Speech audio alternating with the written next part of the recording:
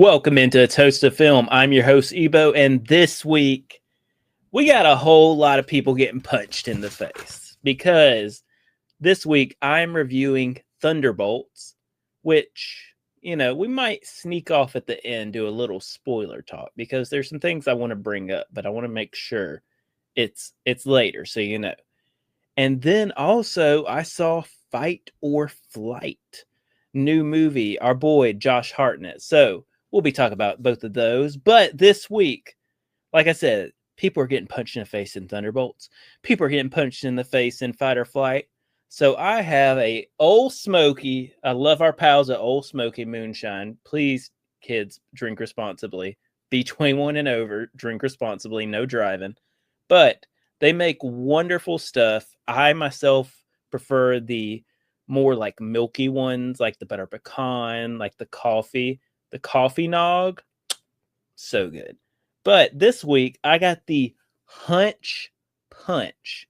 So if we're going to be talking about Thunderbolts, I think we need to get a little punch going. Salute.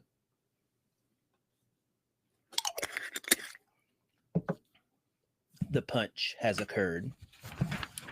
But let's get into Thunderbolts. I have my shirts. I think Red Guardian would appreciate my shirts. I kind of got a Red Guardian vibe going today. Just got my hair cut, y'all. Got a nice little fade action going. Got my nice Hawaiian shirt, my undershirt. Of course, got my chain, never home without it. And so I think Red Guardian, he liked this. So Thunderbolts is directed by Jack Schreier.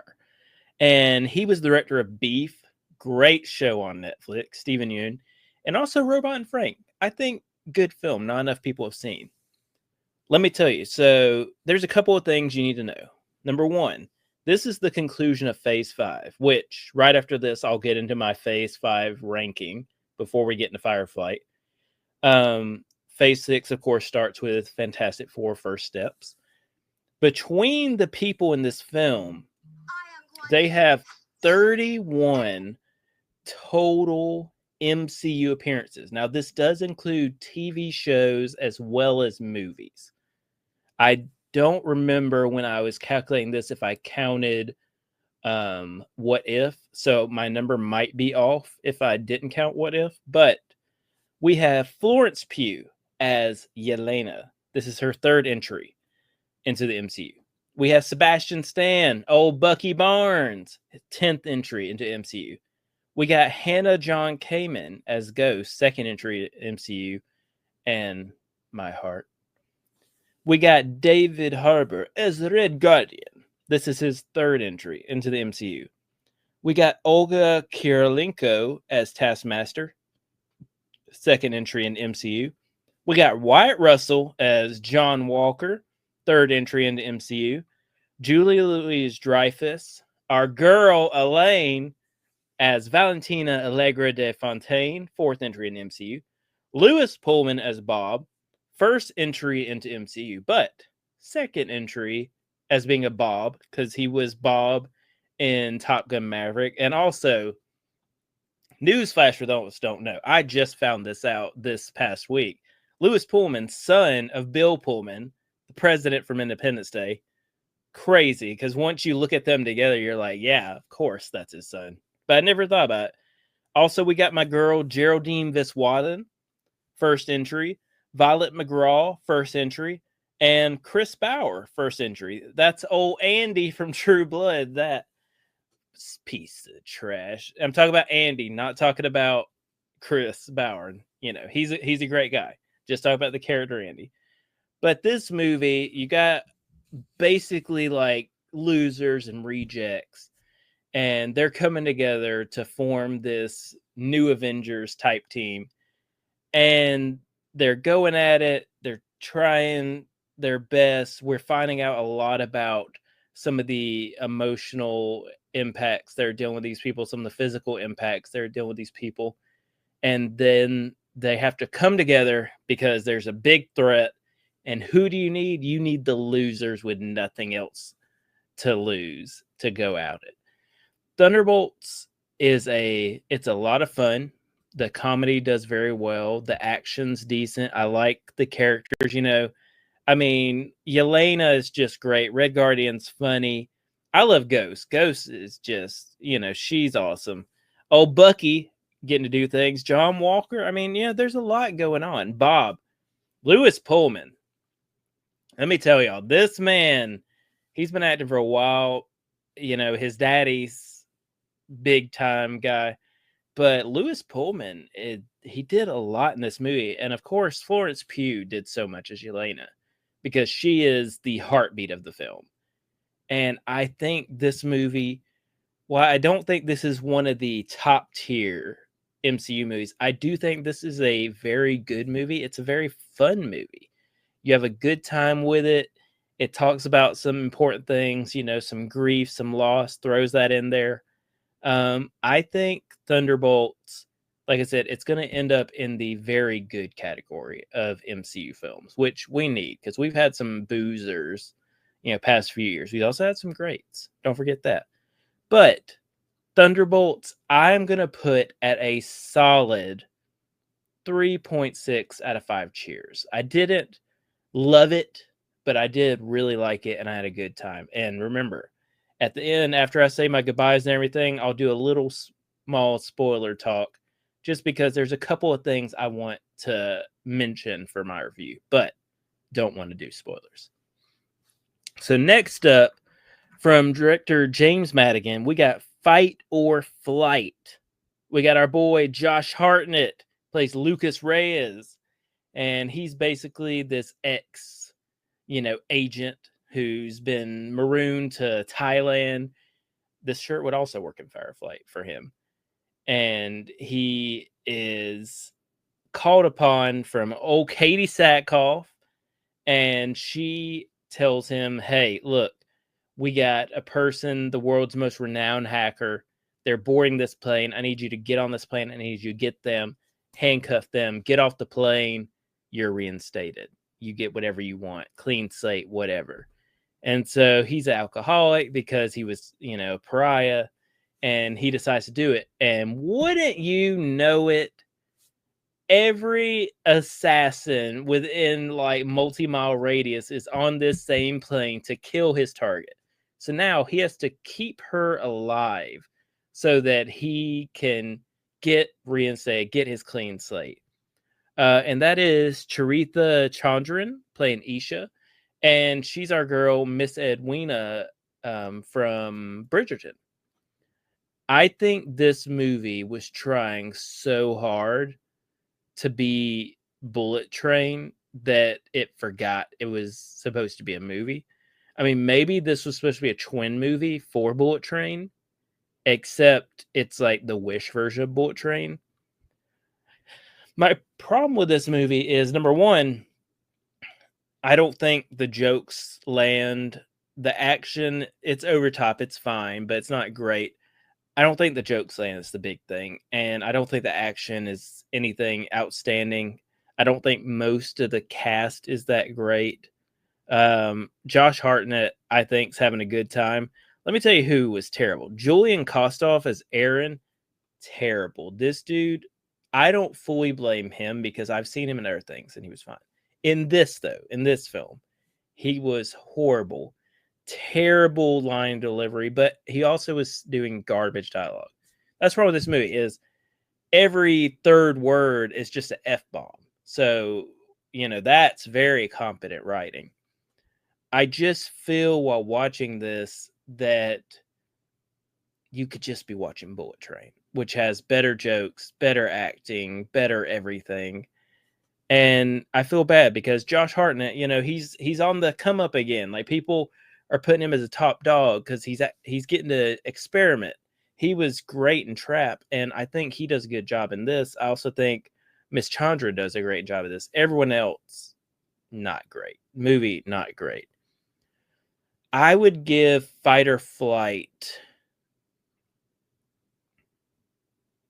like a 2.2 out of 5 cheers. I think most people are going to watch it. They're going to enjoy it. It's going to be fine.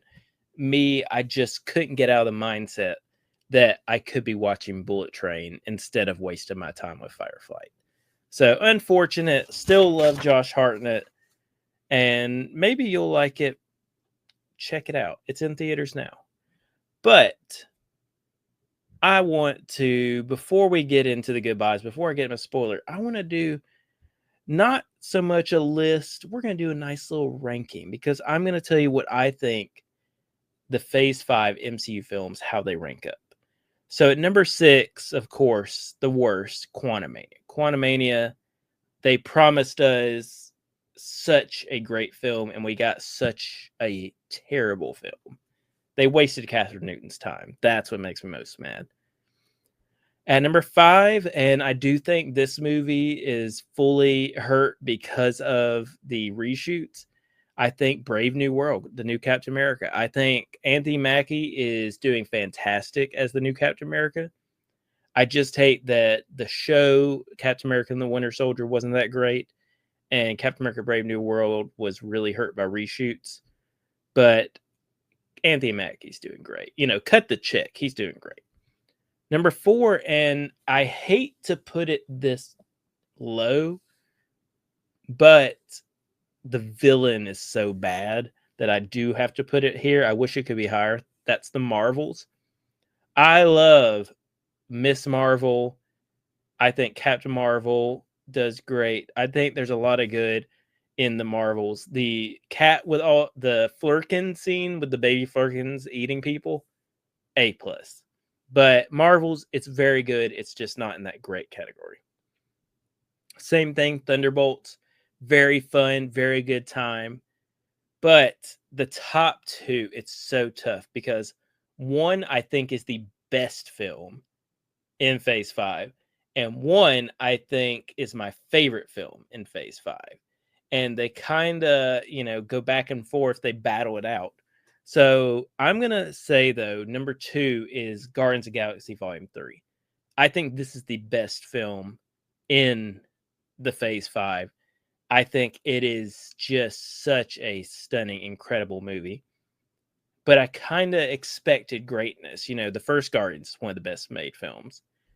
But my number 1 has to be Deadpool Wolverine. I never would have thought you could get Blade into the MCU, Elektra in the MCU, get Wolverine in the MCU, and make this movie such a love letter to 20th Century Fox as Disney is taking all the X-Men rights. I just think Deadpool and Wolverine such a fantastic movie. But Guardians 3, like I said, you asked me tomorrow, Guardians 3 might be number 1 and Deadpool and Wolverine number 2. But we want to let you know, if you want to let us know what you thought about Thunderbolts, what do you think about my ranking? Maybe you think Fight or Flight's better than Bullet Train. You're wrong, but maybe you think that. There's so many ways you can let us know. And remember, after this, I'm going to get in a little spoiler talk. But you can check us on Instagram and TikTok, A Toast to Film, all one word. Check us out on Twitter at film_toast. Or check us out on YouTube. You can see my Red Guardian shirt. It's very cool. You can see new haircuts. Very cool. But we just want to wish you a good night and good viewing. It's time for a spoiler talk. Hopefully, if you're here still, it's because you're okay with spoilers. If you're not okay with spoilers, please go and then come back, friends. Don't stay here. I just want to say a couple of things. Number 1, I was so mad they didn't kill this little girl. So for those who have seen the movie, when Bob goes boom and shadows the little girl, my audience screamed. Like people in the audience went, oh, like they thought they just murked this little girl. And I was like, oh, that's what kind of they're dealing with. And of course, she's fine. Everything's fine. But that I think was definitely something that was a letdown. I don't love how Sentry looks. That's when Bob goes into his other form, the darkness form. It was a little too CGI for me. I don't like that all the marketing is now spoiling the new Avengers. Like, it did it opening weekend. Like, at least give the movie a couple weeks. but you do it literally opening weekend before the final box office numbers are even rang. It's like, what are we doing? Like, the movie was doing fine. I just feel like Thunderbolts, it's right there where it could be a great film, but it's a little sloppy with the story, and I just feel it needed to go a little funnier or a little darker. I don't know. I thought it balanced it well, but maybe the dark needed to be a little darker, or maybe the funny need to be a little funnier. I think it'd be good. I think both credit scenes, neither of them are really that great. I think they definitely could have, the Wheaties one could have been in the film. I think that would have been fine. One other thing that I want to say, and this is the last thing, like I said, we want to keep it short and sweet, just like me.